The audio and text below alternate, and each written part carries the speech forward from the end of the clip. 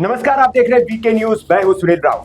तुर्की में 6 फरवरी 2023 को एक बहुत बड़ा भूकंप आया था। इस भूकंप ने भयंकर तबाही मचाई थी। 55,000 लोगों की मौत इसके वजह से हो गई थी और लाखों लोग घायल हुए थे। तब इस संकट काल में सबसे पहली मदद तुर्की को भारत से भेजी गई। भारत ने तुर्की की मदद के लिए ऑपरेशन दोस्त शुरू किया, जिसके तहत तुर्की को मेडिकल सहायता भेजी गई और लाखों लोगों की जान बचाई गई। तुर्की में भारत का ऑपरेशन 10 दिनों तक चला था। ठीक 2 साल बाद संकट भारत पर था। पाकिस्तान ने भारत की सीमाओं पर आक्रमण करना शुरू कर दिया था। ऐसे में तुर्की के पास सबसे बड़ा मौका था कि वो भारत के उस कर्ज को चुका दे। संकट काल में जो भारत दौड़ कर गया था, उसके लिए वो दौड़ कर न आता, कम से कम कह ही देता कि हम भारत के साथ हैं। लेकिन इस मक्कार ने भारत की बजाय हमारे शत्रु पाकिस्तान की मदद की, सिर्फ इसलिए क्योंकि वो इस्लामिक मुल्क है। उम्मा के नाम पर तुर्की ये भूल गया कि भूकंप के वक्त पाकिस्तान नहीं, भारत उसके लिए सबसे पहले दौड़ा गया था। भारत की इतनी दयालुता और आत्मीयता देखकर तब तुर्की के लोगों के साथ ही सरकार ने भी भारत की खूब तारीफ की थी। भारत में तुर्की के राजदूत फिरात सुनेल ने कहा था, दोस्त, तुर्की और हिंदी में एक कॉमन शब्द है। हमारे यहां तुर्कियों में एक कहावत है कि जो जरूरत के समय मदद करे वही सच्चा दोस्त होता है। लेकिन ये दोस्त गद्दार निकला, धोखेबाज निकला और मौका परस्त थी। भारत से मदद लेकर यह भारत के पीठ में ही खंजर घोंपने चला था, लेकिन भारत ने इसकी अकड़ को सीमा पर ही ठिकाने लगा दिया था। दरअसल पाकिस्तान ने जिन ड्रोन से भारत पर अटैक किया था, वो तुर्की में बने हुए कामिकाजे ड्रोन थे। इस गद्दार ने युद्ध शुरू होने के 8 से पहले ही इन ड्रोन्स की बड़ी खेप जहाज से पाकिस्तान को पहुंचाई थी। ये ड्रोन घातक हथियारों से लैस रहते हैं।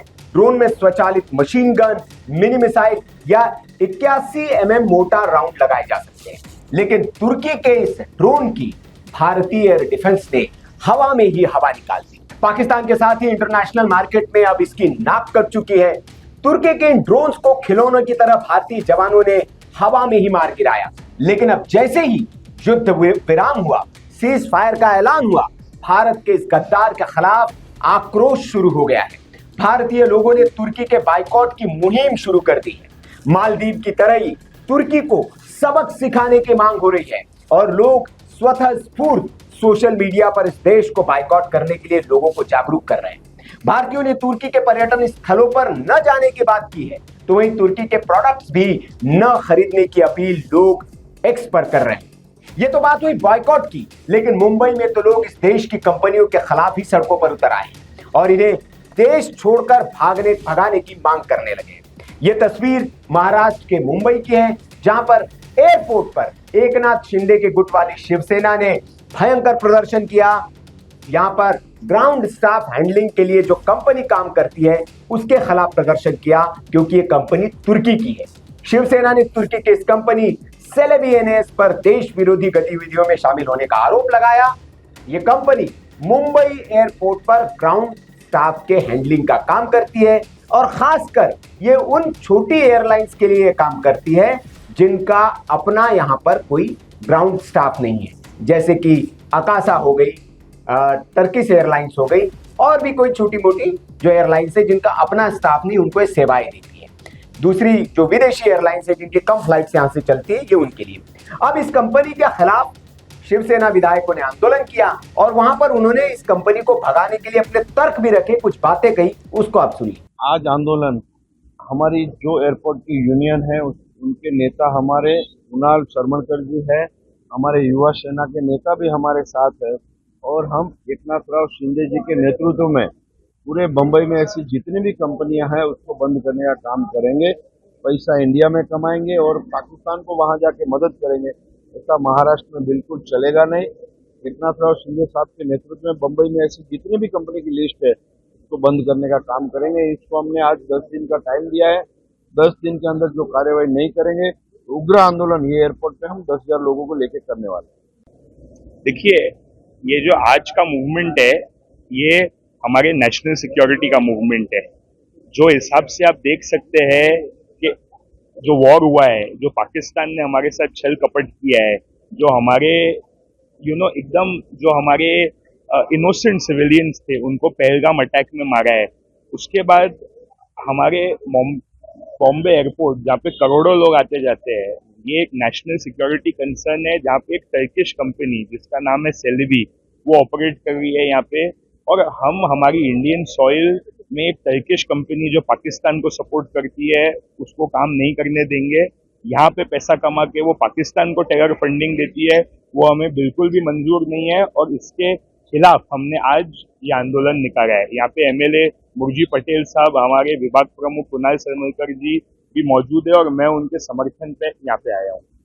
चीफ ऑफिसर है विष्णु झा जी, हमारी मीटिंग हुई उनसे, वहाँ पे हमने उनको बोला है कि सेलेबी कंपनी जो यहाँ पे ऑपरेट कर रही है उसका क्रिटिकल इवेल्युएशन किया जाए, और next with in 7 to 10 days उनको टर्मिनेट किया जाए यहाँ पे, और अप्रोप्रिएट इंडियन अथॉरिटीज को बुलाया जाए कि वो कंट्रोल ले और वो हमारी नेशनल सिक्योरिटी को देखे। हमारी भारतीय जो भी एजेंसीज है वो आए कंट्रोल में, और वो हमारी सिक्योरिटी देखे, ना कहीं के वो टर्किश कंपनी जो हमारे विरोध में पाकिस्तान को सपोर्ट करती है। अब सरकार इस कंपनी पर एक्शन लेती है या नहीं लेती है, आने वाले वक्त में देखना होगा, क्योंकि समय 10 तारीख तक का दिया गया है, वरना फिर कहा गया है कि हम आंदोलन करेंगे, चक्का जाम करेंगे। ये तो सरकार की बात हुई, लेकिन एक्स पर लोग कह रहे कि आप क्या कर सकते हैं, भारत के लोग क्या कह सकते हैं, उनके हाथ में क्या है, तो वो तुर्की जाने से अपने आप को रोक सकते हैं। तुर्की में बड़ा पर्यटक जो है भारत से जाता है पर्यटन के लिए, तो यहाँ आप पर्यटन के लिए नहीं जा सकते। तुर्की के बड़े मात्रा में प्रोडक्ट्स इंडिया में मिलते हैं, उनका बाइकआउट आप कर सकते हैं, और इसलिए #बॉयकॉट तुर्की ये ट्रेंड जो है ये एक्स पर हो रहा है, और कहा यह जा रहा है कि हर साल लाखों की तादाद में जो लोग तुर्की पर्यटन के लिए जाते हैं, जो घूमने के लिए जाते हैं, वो मालदीव की तरह वहां जाना बंद कर दें, और इस तुर्की के जो सन की शासक है ये तुर्की का, और ये जो गद्दार मक्कारी जिसने की है भारत के साथ, उसको सबक ऐसे सिखाया जाए। इधर सिंगर विशाल मिश्रा ने भी ऐलान कर दिया एक्स पर, उन्होंने लिखा है कि मैं कभी भी तुर्की और अजरबैजान नहीं जाऊंगा, कोई हॉलिडे नहीं, कोई संगीत कार्यक्रम नहीं, मेरे शब्दों को याद रखे, कभी नहीं। जाहिर है भारतीयों का गुस्सा जो है अब फूटना लाजमी है, क्योंकि संकट के काल में भारत तुर्की के लिए दौड़ा दौड़ा गया था, लेकिन उस तुर्की ने भारत की मदद करने की बजाय या ऐसे मौके पर चुप रहने की बजाय, तटस्थ रहने की बजाय भारत के शत्रु को मदद की। जाहिर तौर पर जो भारत के शत्रु को मदद करे वो भी भारत का शत्रु ही है। तो अब देखना होगा कि भारत सरकार तुर्कियों पर क्या एक्शन लेती है। जाहिर है कि मोदी सरकार की अपनी नीति है और मोदी सरकार घुटनों पर लाना जानती है, जाहिर तौर पर वो भी कुछ एक्शन जरूर लेंगे। लेकिन अब एक्स पर जो मुहिम चल पड़ी है #बाइकॉट तुर्की है, अब इसका कितना असर होता है आने वाले दिनों में ये देखना दिलचस्प होगा। इस खबर पर आपकी जो भी राय हो कमेंट करके हमें जरूर बताएं। वीडियो अच्छा लगा हो तो लाइक करें, शेयर करें, और ऐसी खबरों के लिए आप देखते रहिए वीके न्यूज। नमस्कार। वीके न्यूज, राष्ट्र के नाम।